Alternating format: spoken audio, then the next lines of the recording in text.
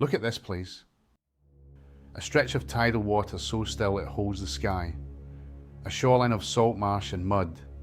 Grass going orange at the edges where it meets the gorse. And beyond the water, the faint outline of a town. A factory chimney. The grey edge of industry pressing close. Most people who live near this place have never really seen it. They drive past on the ring road. They look out from the harbour wall. And they see what looks like emptiness. Flat ground, mud, scrub. Nothing worth stopping for. They're wrong. And this film is about how wrong they are. In Scotland, a site of special scientific interest is the highest level of protection that land can receive from the national government.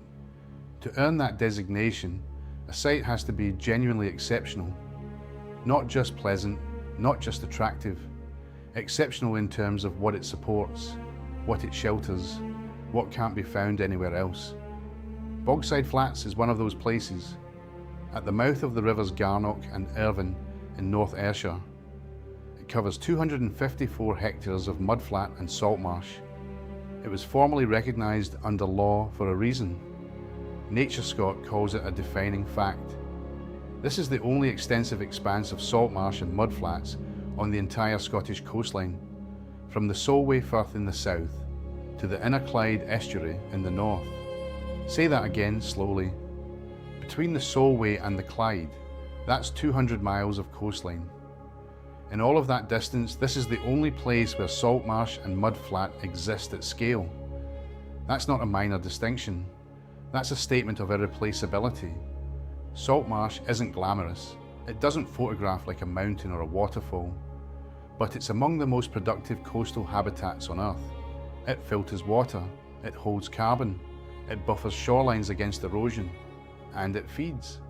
Every winter, it pulls in species from hundreds of miles away, sometimes thousands. 2 hours before high tide is the moment to be here.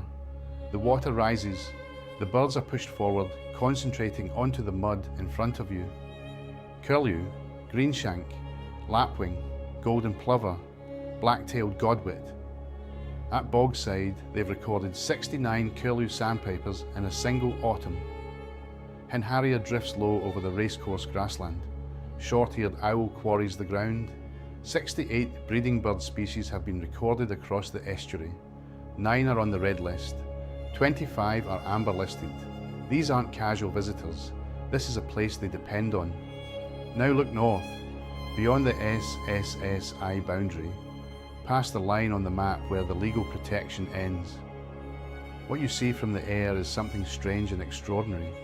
The Ardeer Peninsula, a large sand spit between Stevenston and the estuary mouth. Shaped partly by tides, partly by the strangest industrial history in Scotland. From 1873 until the 1990s, this was the site of the largest explosives factory in the country, IC Ardeer. At its peak, thousands of people worked here. The whole peninsula was honeycombed with blast walls, bunkers, earth embankments, testing ranges. The buildings were spread deliberately wide so that if one went up, the others might survive. You can still see those earth mounds from the air. The landscape was designed around the physics of explosion. Then I closed. The workers left. The machinery went quiet. And something unexpected happened. Nature walked back in.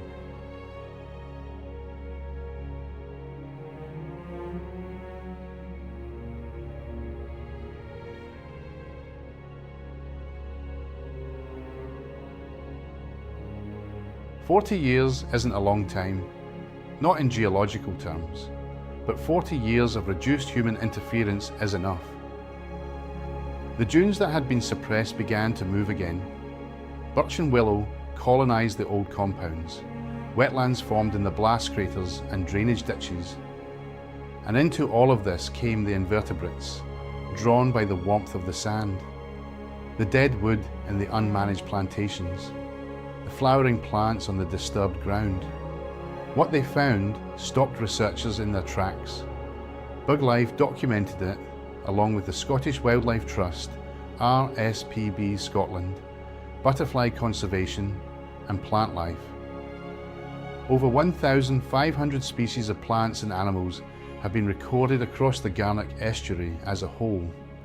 The Ardeer Peninsula alone holds 99 species of invertebrates classed as being of conservation concern, rare solitary bees and wasps, the kind that depend on bare sand and south-facing banks. They can't survive in managed, tidied, manicured land.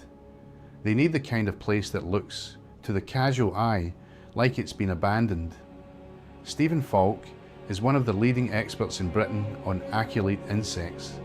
He assessed the site. He said it's the richest location in Scotland for that group. Only 2 counties in the whole of Britain have recorded more species.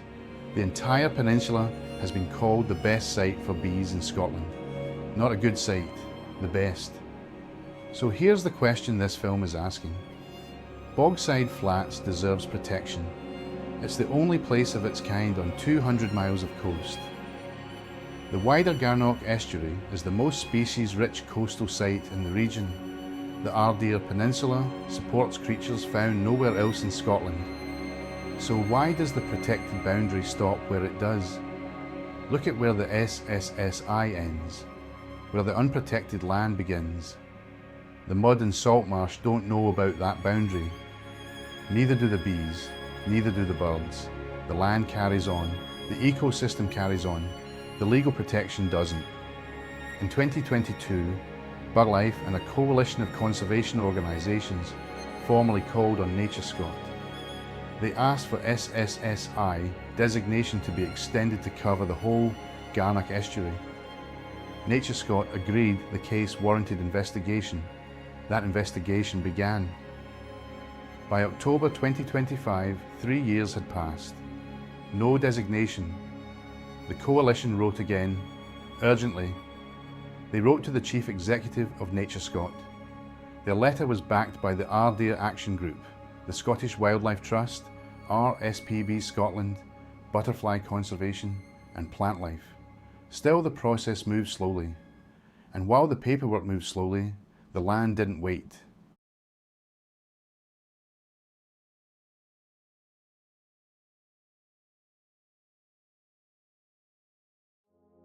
In April 2026, wildlife experts reported what had been happening on the Ardeer Peninsula, all of it while the designation was under consideration. Sand was being extracted from the dunes. Not a small amount, enough to change the structure of habitats that took decades to form. Soil was being dumped across areas of biodiverse ground. Large sections of woodland had been cleared.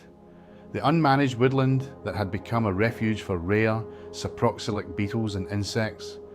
All of this while NatureScot was actively engaged in discussions with the landowners about the potential designation.